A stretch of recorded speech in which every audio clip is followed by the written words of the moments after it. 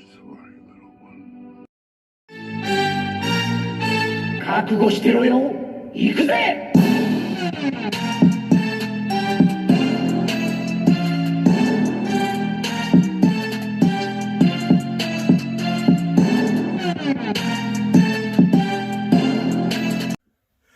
Every day I wake up. I'm kidding.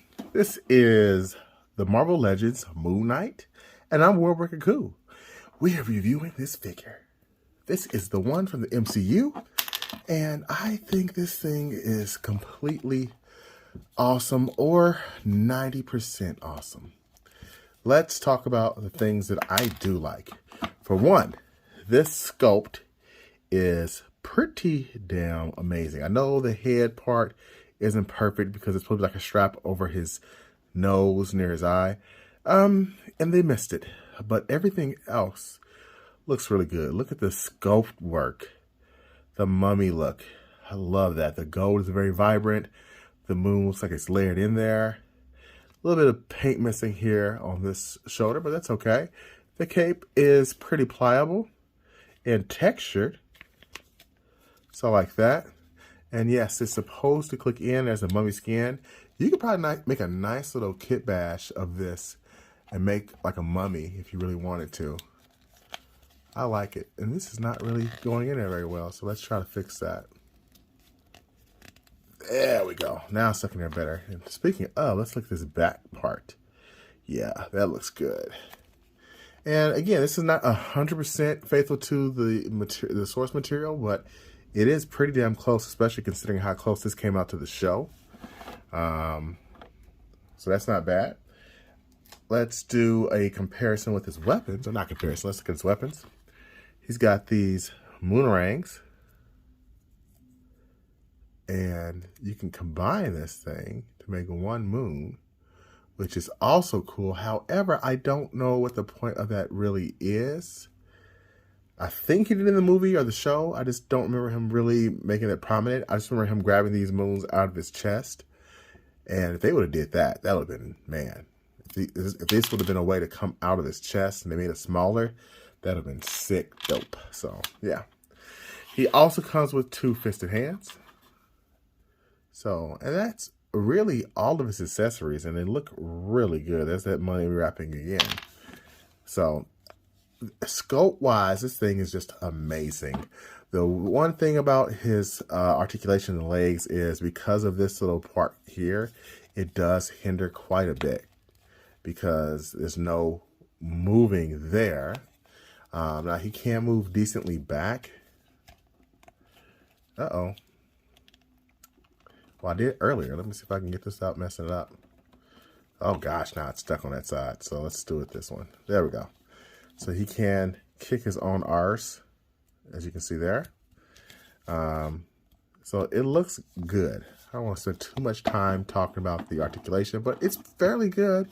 The head can't look up much, but it can look down. The real big problem I see with this figure are the arms.